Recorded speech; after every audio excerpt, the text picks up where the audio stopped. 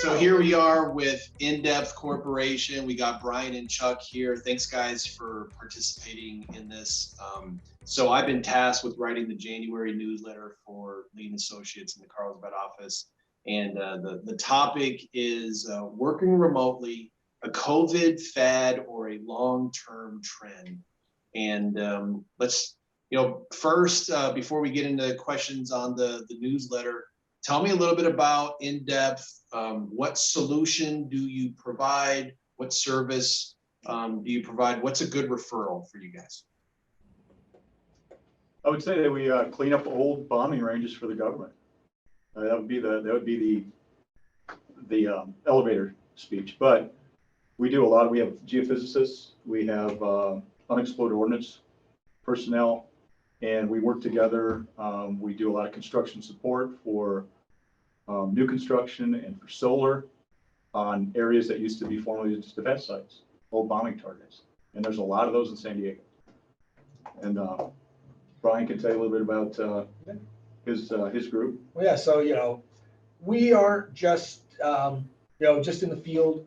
We actually have a whole suite of technical guys and technical solutions. So we actually go out and we provide the mapping, the identification, the planning of projects, how to actually find where something may be buried in the ground. And then we actually have the technology and the experience to go out and remove it. So through the geophysics, we can provide a good map of where something may be in the ground. And then with our UXO guys, we can actually go out and remove it. And that's, that's part of what we do from the geophysics side, in addition to the advanced classification now, which has moved to a whole new level where we don't just go out and map locations of where we think a piece of metal is. We actually go to where we think that piece of metal is, and we further screen that to see if we believe that's a piece of ordnance that needs to be removed, or if it just gets left there as a piece of scrap metal. So that's... So the way I've described you guys to others is you will survey a plot of land and you'll discover if there's bombs in the dirt or not. Is that a fair, maybe that's an oversimplification, but that's essentially what you guys do? It is, but it's the easiest way to understand it. That's the best way to put it. But like Brian said, with our advanced classification, we're a 17025 accredited firm. We have laboratory accreditation now. And we have an ATF license, so we can purchase explosives and blow the things up that we find. So there's a lot of little pieces that all kind of mesh together for what we do. Awesome. Thanks, guys, for participating again. Let's transition into the topic. So before we get into where we are currently, let's talk about pre-COVID, because it seems like the world kind of changed as far as the work environment. What did working remotely at InDepth, what did that look like pre-March of 2020? That was pretty much an exception to the rule.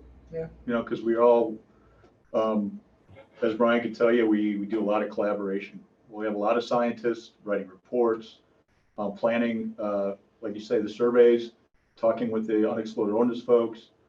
So doing that, after COVID with Zoom became a challenge. So before COVID, we were always in here. I don't think that, if you were out in the field for a while and Brian wanted you to let you work from home for a couple of days to recuperate, that'd be one thing, but we were always in the office. So it was far and few in between. Not too many staff members were dedicated to working from home. If they were in town, they were at the office. Yeah, none were. Now we have some remote personnel in different states that do work from home. That is their office. But that's the exception right there. Okay. And so we'll stick with the ordinance. So March 2020 comes around and the COVID bomb goes off in our society, so to speak. And how did collaboration, how did all that work out when we were all forced to work remotely from home?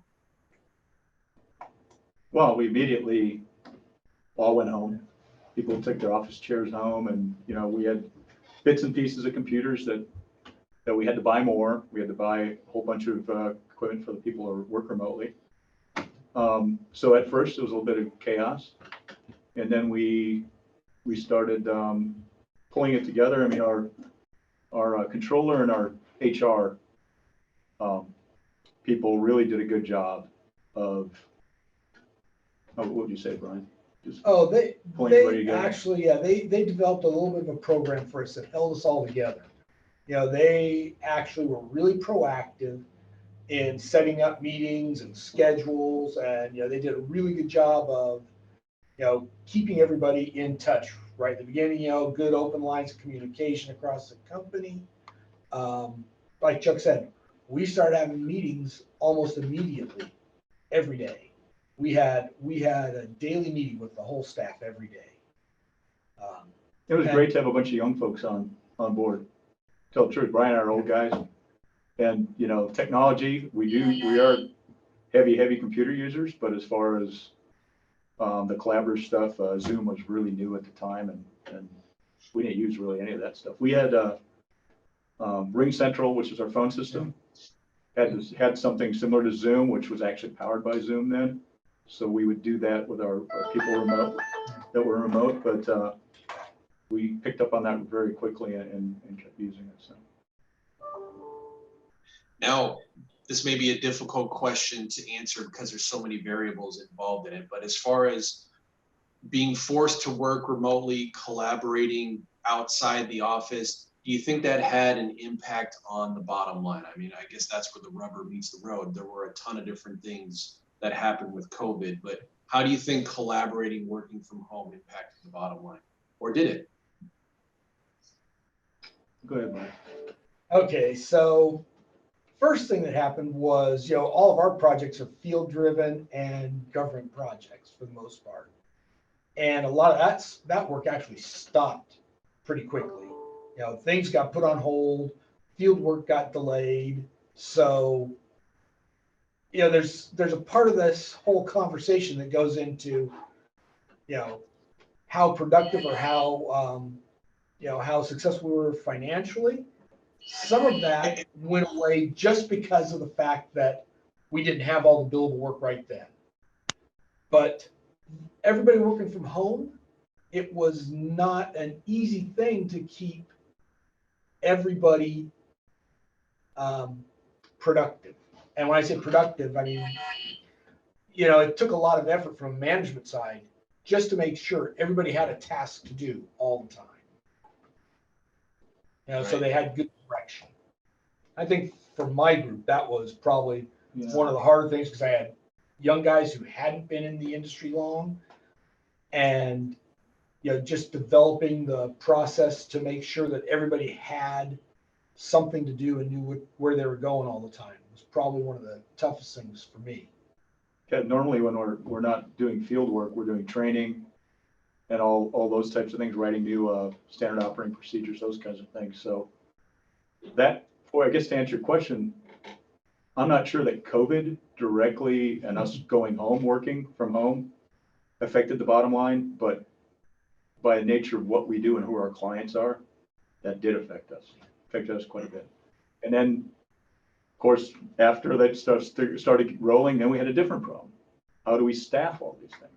So, you know, it's that inchworm thing that really came and made a big difference for us, you know. So here we are, almost 2 years after the shock and awe, so to speak, of us getting hit with COVID. What trends, routines do you think are going to come about from a work from home subject? What do you think is going to change now? Here we are 2 years later. How is it going to look now versus the way it looked pre-COVID? For us specifically? Yeah. I think that, you know, the world's changed forever, really. And the way people work has changed forever. And there's, you know, there's a generational thing. There's a whole bunch of things going on, but we're going to try and do some kind of a hybrid. You know, we do have a back to work plan. We're going to enact that yesterday. It was going to be the first day that people would come back for 2 days a week, so we could all be in the same place at 2 days a week. We decided to delay that by a couple weeks But we are still going to do that and see how that works. But I think we're going to have, in general, I think the world's going to have a hard time getting people to come back to offices because they've had 2 years to come up with a whole bunch of different habits. You know, a lot of people have animals now they didn't have before. They're used to childcare, not having to pay for childcare. They haven't had to drive to work. Gas is very expensive now. And all of those things are going to make it hard for employers to get their people back in the office if they want to. One last question, from a standpoint of talent, which, as we all know, is very hard to obtain right now. What does working from home look like from a standpoint of keeping the talent you have and then also acquiring talent in the future? How is that going to, how do you plan on managing that? Interviews, I think we are hiring people, and Brian can probably tell you a bit more because he hires more technical people than I do. But right now, one thing I've noticed is there's nothing to replace a face-to-face interview.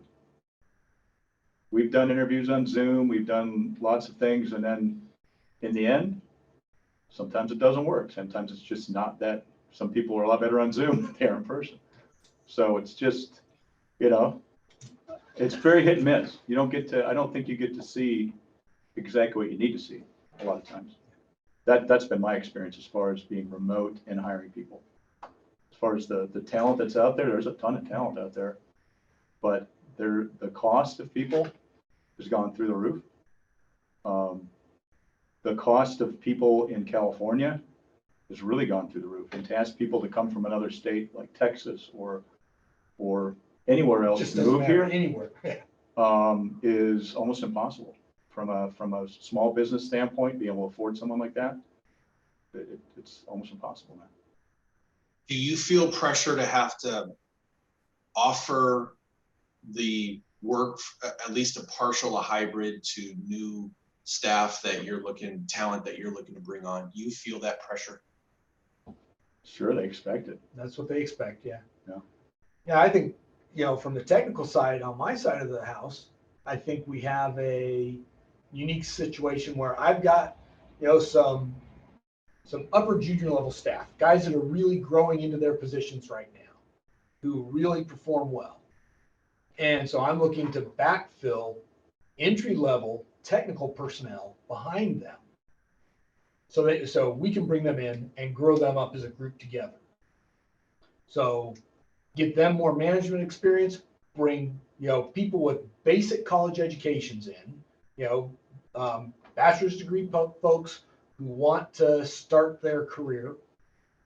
And it's hard to find that mix of a person who is entry level that you can afford to invest the overhead time in, because that's really a lot of times, you know, with these entry level people, it's good to have that that collaboration going right at the beginning when they're right there. And if they're not here, there's nobody to help nudge them along all the time. So finding those entry level people who can go out, you know, young professionals, you know, guys that are just, you know, guys and gals that are just out of college looking for their first job maybe in their career path. It's hard to find that person who's going to fit that mold and be able to learn their job and work from home. That's a really good point. I mean, hiring an entry-level person and saying, stay home. Well, this is great. But I mean, right? I mean, hey, I get to work from home. You know, the old quotes and work from home. A lot of people can work from home and a lot of people can't. And I think a lot of people are figuring out, if they're honest with themselves, that it's not for everyone. And, you know, there's distractions. And I know you've worked from home for a long time, you know, just by nature of what you do. Brian and I have worked from home forever. And so we know what we can and can't do and what we get distracted by. And if anything, we probably overwork working from home. but I know that it means something different to everyone. Yep. So, and we're trying to let people know what we need it to be, and that's difficult. Guys, thanks so much for your time. I appreciate it. I wish you guys lots of success, and hopefully someone will see this and say, hey, I own a site where the military used to be on it. I should give these guys a call. So if anyone would like to give InDepth a call, if you'd like their service, go ahead, reach out to me. Actually, I'm going to put their contact info. Chuck, I'm going to put my cell for the world for you, so they'll just call you directly. I'm just kidding, but I'll make it so. You're not going to show I'll make me it so you guys, they can reach out to you. Thanks so much, guys. Bye-bye. You bet.